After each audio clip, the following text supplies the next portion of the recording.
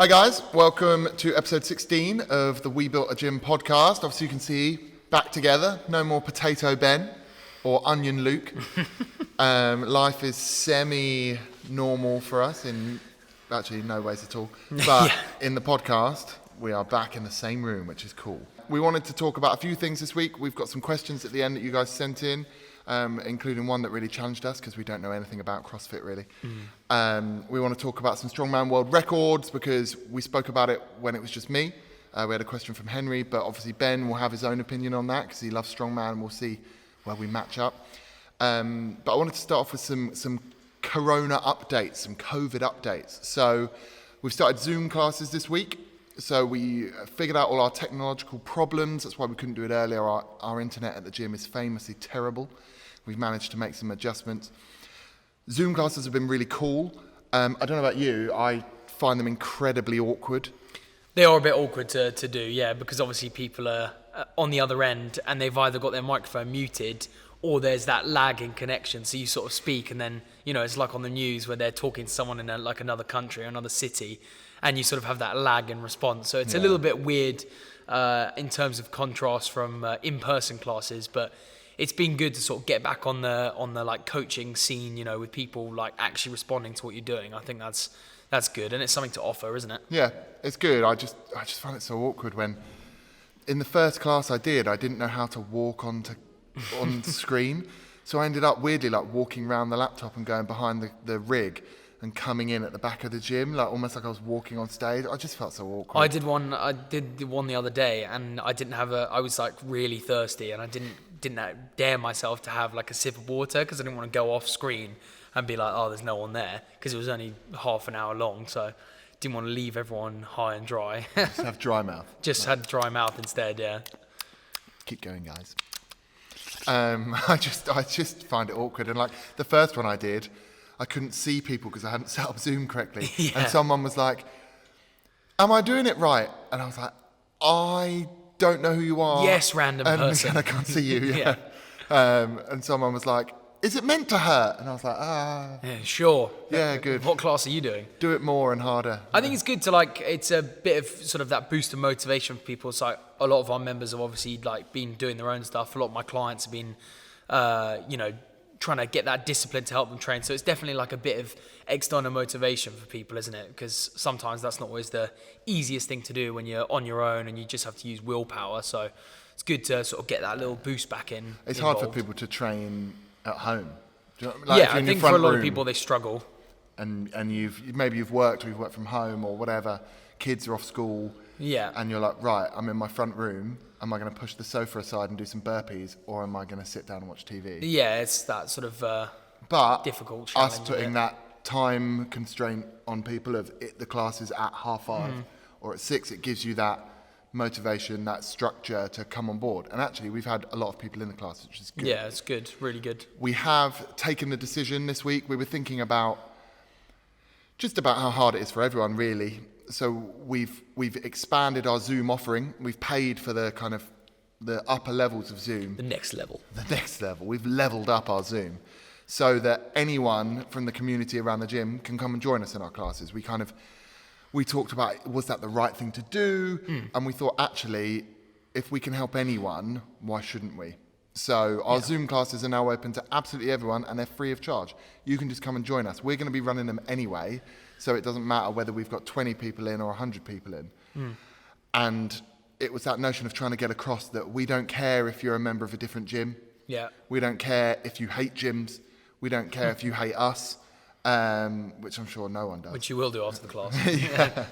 Like none of those things matter. It's not a sales pitch. It's not a come and do our classes and then join. Yeah. It's just... It literally is just, this is free, come and join in. Yeah, the more the better. Yeah, like there's no advert in there. I think it's good. Obviously, there's been that expansion, like a little easing of the lockdown rules, that there has been the allowance of outdoor PT one-to-one sessions, providing you're keeping your distance and not using, like, I think it's, very limited equipment or no equipment at all.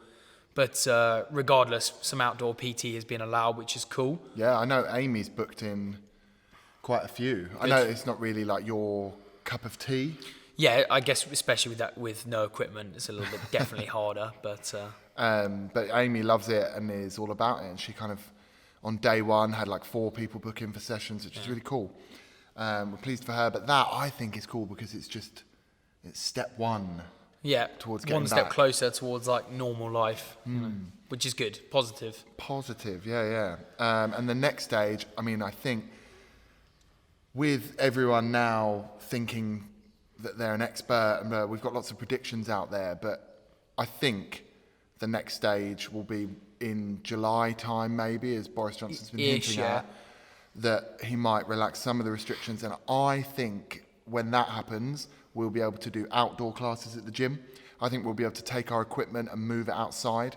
Hope so. And be able to, we'll have staff here all day anyway, so we can have people just booking in to use the stuff, keeping up standards of hygiene, because I think the outdoor PT is one step closer to training outdoors. Yeah, some sort of outdoor, like, related, yeah. Yeah, and from a logical standpoint, I think if you're allowed to play golf with someone outdoors, as long as you don't share clubs and you stay 2 meters apart, well, why couldn't you use a squat rack each, 2 meters apart, use your own barbell, and squat outside?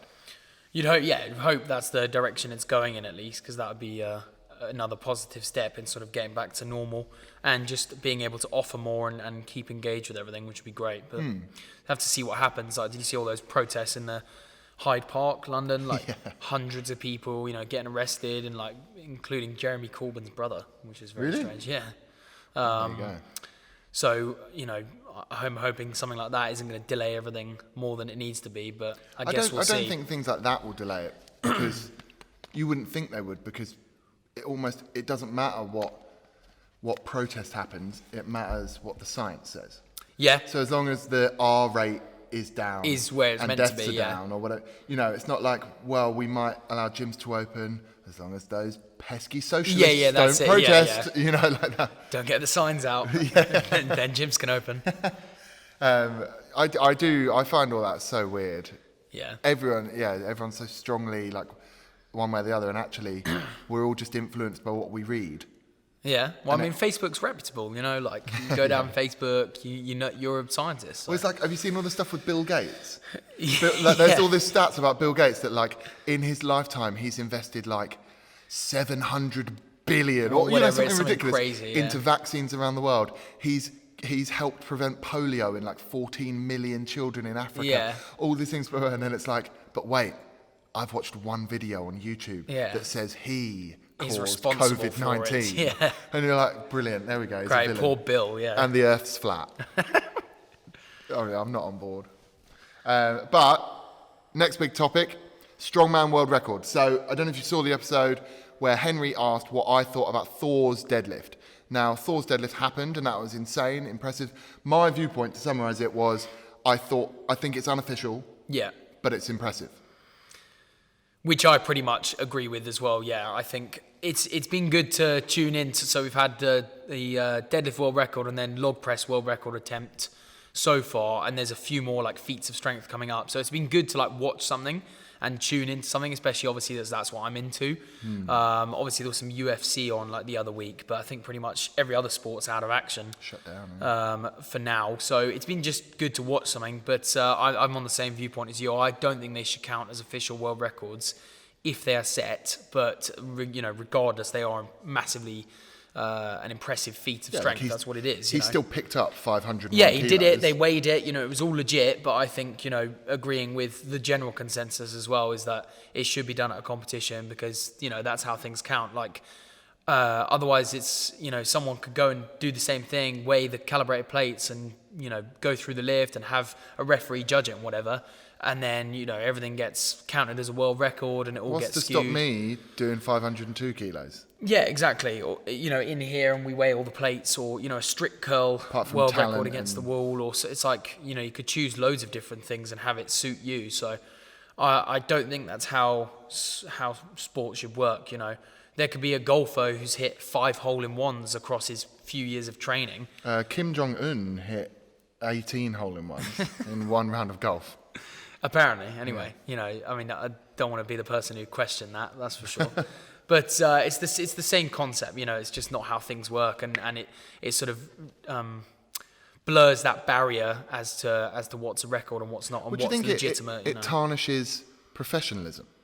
I Do you know what I think mean? it does. Yeah. Strongman's here trying to cement its place as a professional sport. It's Get on got like out of big car networks parks. and stuff. Yeah, exactly, like that. And then it's like bringing it down. Well, I understand the idea of keeping strongmen in the eye line, keeping them present, Yeah, providing for sure. content, keeping them relevant, but also do it in different ways. Do you know what I mean? Yeah. Like, okay, like we saw Bish on his Instagram just for fun do like, what was it, like 100 sandbag overheads. Yeah, like a sort of challenge like that, you know, which Something is like still that. incredible strength, but it's not going to have as much, you know, controversy as a massive world record lift or whatever. Well, and I liked Bish's approach to his silver dollar deadlift. Yeah. Hit what would be a world record weight. But And knows someone it's asked an him, unofficial why world didn't you record. go higher? And he said, because I'm going to set it officially in a competition. Yeah, And importantly, and do more. Get paid. Yeah, and get paid, make some money. So I think, I just like, if you look at last night's world record log lift attempt by Luke Stoltman, who, well, he didn't get the rep. I thought it was ridiculous because Big Z is the referee, and that's like a big deal because it was Big Z's record that he was trying to take. But what makes Big Z a referee? Yeah, I know. I Like, think he is could actually David qualified Beckham- strongman referee. I think he is. What does that mean? Could David Beckham referee a Premier League That's game? what I mean, and be No, he like, couldn't. you know, that's offside. He couldn't. Like, you know, like referees should have this huge process. Yeah. And maybe he hasn't, maybe I'm wrong. But then you come onto the fact that he's doing it via webcam. Via Zoom, yeah, it's just like it's just a bit strange because then you've got someone else setting it in a competition. You know, like all the other athletes are there. There's a massive crowd. There's all the rules. There's different referees, and it's just a bit Well, and if last night's contrast attempt would have environment. counted, Yeah. then why doesn't the training lift that Luke Stoltman did 2 weeks ago count? Because he broke the exactly. world record in training, but he chipped it by like half a kilo. right? Exactly the same setup, same Same plate, log, same same log. room. Yeah, that's what I mean. It should just be unofficial. Like, it's a good idea, and it's been decent to sort of tune in and get excited about that stuff. But yeah, they shouldn't be official world records in my mind. Interesting. Our next topic was asked actually by Jono. So Jono asked us to talk about failures that we've experienced, and we've talked about that a bit before. So We we did thought a video on failures, didn't we? Did we do a we video did, on failures? where me or on and stupid things at least. me and or Tim something. pulled the stairs down, and you tried to I blind blew yourself. my eye out. Yeah. So we thought about recent ones that we could talk about. Mine, I haven't really shared with many people. So basically, when the gym closed, we didn't have any warning. It happened at like 7 o'clock on a Friday night, and we had to be closed by 10 o'clock that night. Obviously, there was a huge outcry for equipment. Members panicking, I want to keep training, can I borrow equipment from the gym? In the same position as many other gyms, we said yes. We agreed to lend out a lot of our equipment to members. It was first come, first served, and the equipment went extremely quickly. I actually, looking back on it, think that there was a failure of judgment by us there. I think that we should have waited and thought about it a bit more, because actually some people ended up with equipment and with more equipment than others because they basically agreed to share equipment. So they got double, and then lockdown happened and one of them couldn't go and train with the other one. So Yeah. the one that had it ended up with more. Things like that, you know, in my head, I have a regret about. And I think that was a failure of judgment. And actually, if I had my time over again, in a huge gear shift, you know, lane shift, I would have given equipment to our members that do Metcons. Yeah, well, like gym and classes people who come to the Metcons every week. They come to 3, 4, 5 Metcons a week. Yeah. And what we could have done is given them the equipment, because they need less heavy weights because they're not maxing out all the time. Yeah, it's more like We reps. could have spread it more so that more people would have got it. Yeah. And then we could have run Zoom Metcon classes and had our Metcons running as normal, but from their Almost homes. as normal, yeah. Yeah, adapted. And actually, I think that would have been better. So that is my recent failure. I think we were too quick to jump on the idea of pleasing as many people as we could, as quickly as we could.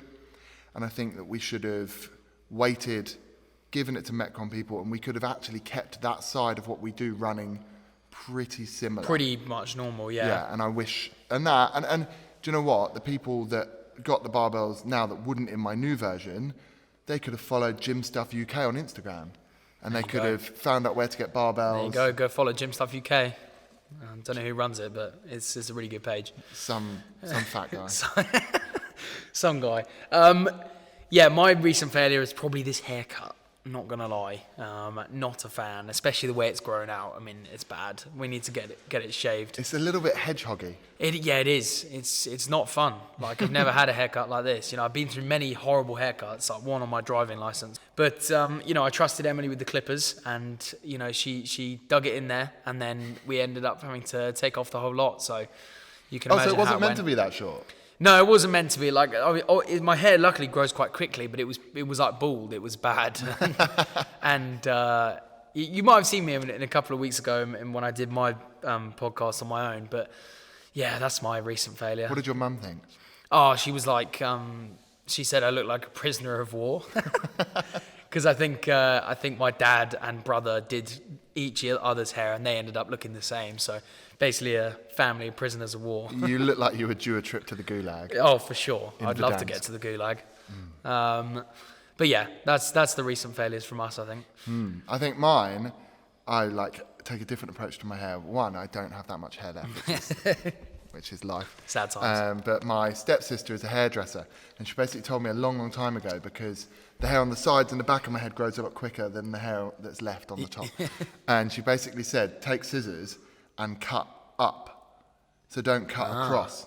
And she said cutting up takes weight out of hair. Can't go takes too wrong thickness out.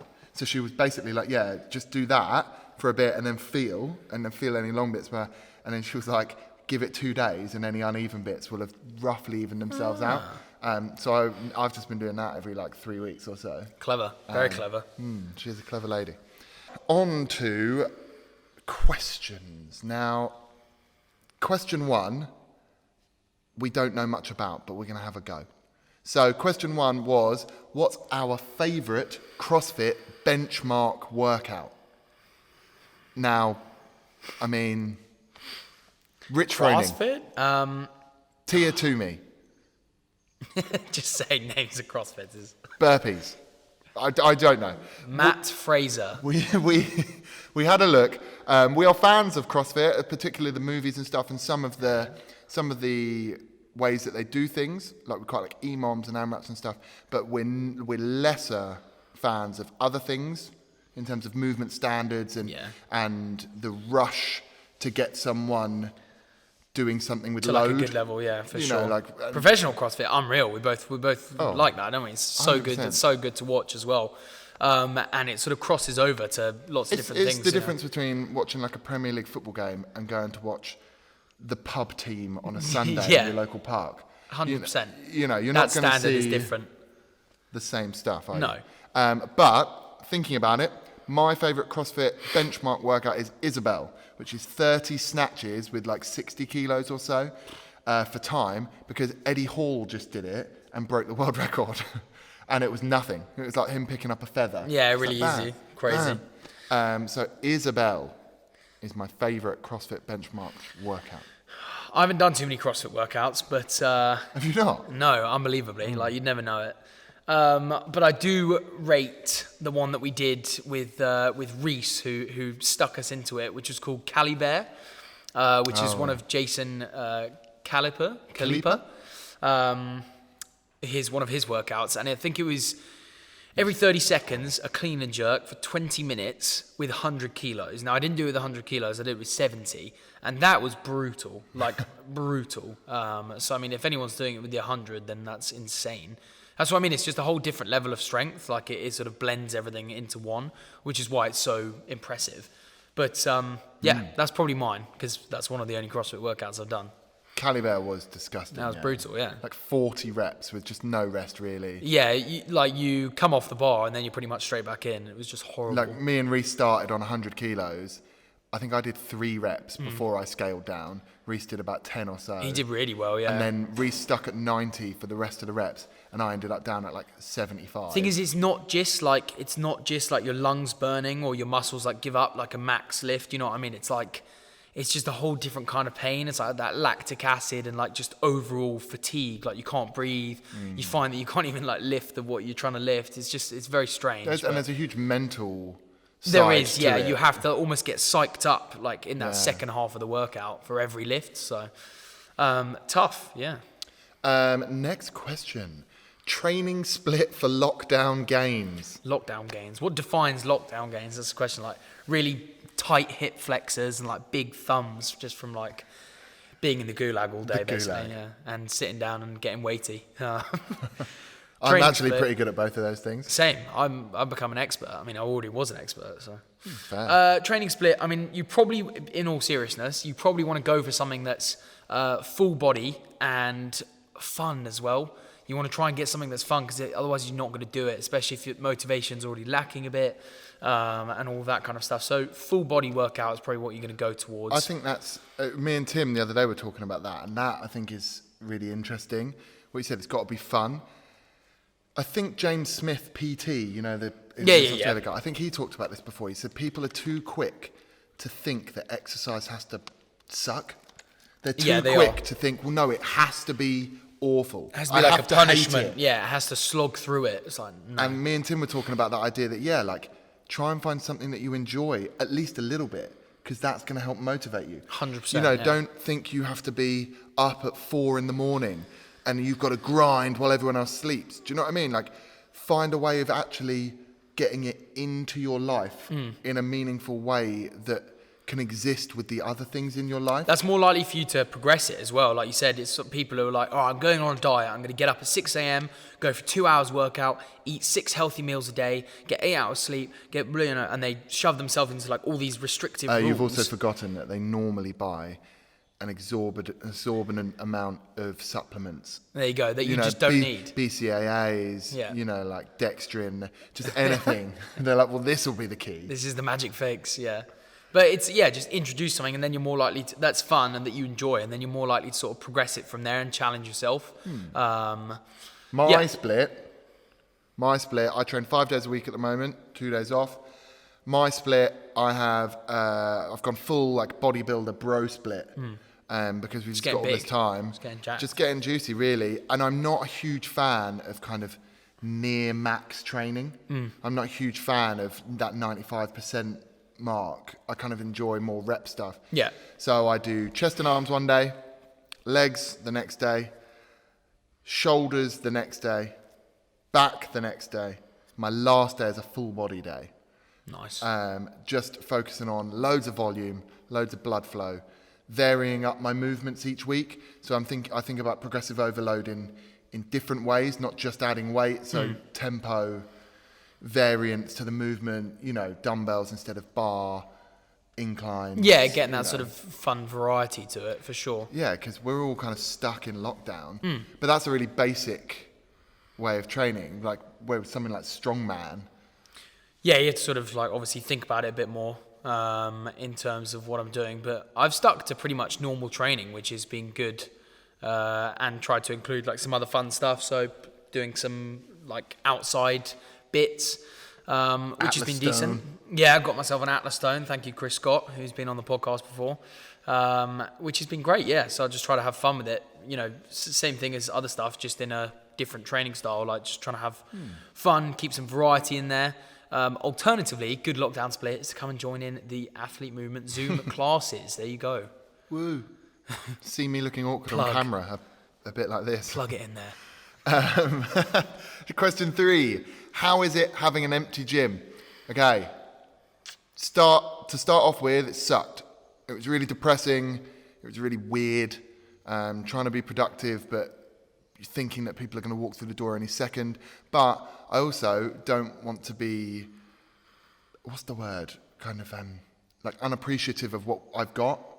So I do have access to an amazing training facility that I am making the most of during lockdown, because I don't want it to go to waste. Why not? Yeah. But 100%. it started off, it sucked, and now it kind of feels weirdly normal. It's really easy to identify mess. You know, if Tim's left a plate on the calf raise, we know who it is. Yeah. I mean, who's training calves anyway? What are you doing? They don't even exist. So having an empty gym sucked to begin with, now sucks a bit less, but I actually think maybe it doesn't suck less. I've just got used to how much it sucks. It's sort of just settled into the routine of it, but it's gone quick as well, hasn't it? For me, it's gone really quick. I'm not here probably as much as you, but it definitely felt weird at first, yeah. Definitely felt weird at first. Question 4. I'm not tracking lockdown calories, are you? First of all, I think this is almost like people that say, like, I don't track cheat day calories. Yeah.